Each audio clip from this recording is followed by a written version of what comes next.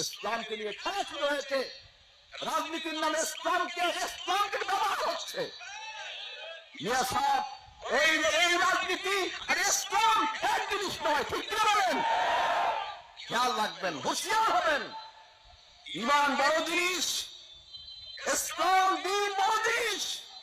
ইসলামকে কারো ব্যক্তি স্বার্থে, ব্যক্তি দলের স্বার্থে কেউ ব্যবহার করবেন না, আমি পরিষ্কার বলে দিচ্ছি। এই হচ্ছে সারসিনা হুজুরের কথা। বর্তমান রাজনীতি যে নোংরা রাজনীতি, এ বিষয়ে আরো পূর্বে কথা বলেছি। আসসালামু আলাইকুম। মধু খুঁজছেন, কিন্তু কার কাছ থেকে মধু নেবেন খুঁজে পাচ্ছেন না। এই মধুর কথা আমরা শুনলেই মনে করি মধুটি ভেজাল। আমাদের সবার মাথায় কিন্তু এই কথাটি ভেসে আসে। ইনশাল্লাহ খাঁটি ন্যাচারাল সব নিয়ে এসেছে, একদম খাঁটি সুন্দরবনের এবং লিচু ফুলের প্রাকৃতিক মধু।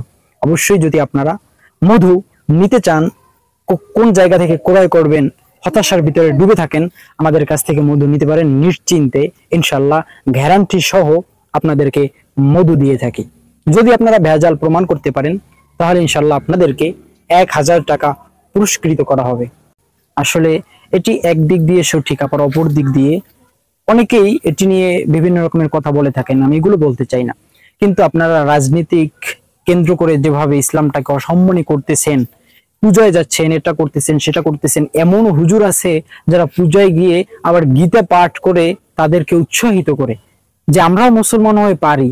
একজন ইমানদার মানুষ হয়ে, একজন মাওলানা হয়ে, হুজুর হয়ে কিভাবে আপনারা এভাবে ইসলামটাকে অসম্মান করতেছেন?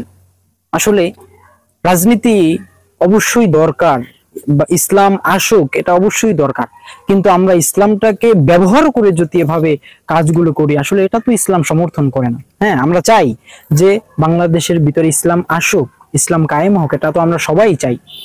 আমরা আমরা অবশ্যই পূর্বে বলেছি ইসলামিক যেই রাজনৈতিক দলগুলো আছে এদের সাথে আমরা আছি, কিন্তু তাই বলে ইসলামটাকে অসম্মানী করা হবে আর এটাকে আমরা সমর্থন করব, এটা তো কোনো সময় আমরা সমর্থন করব না।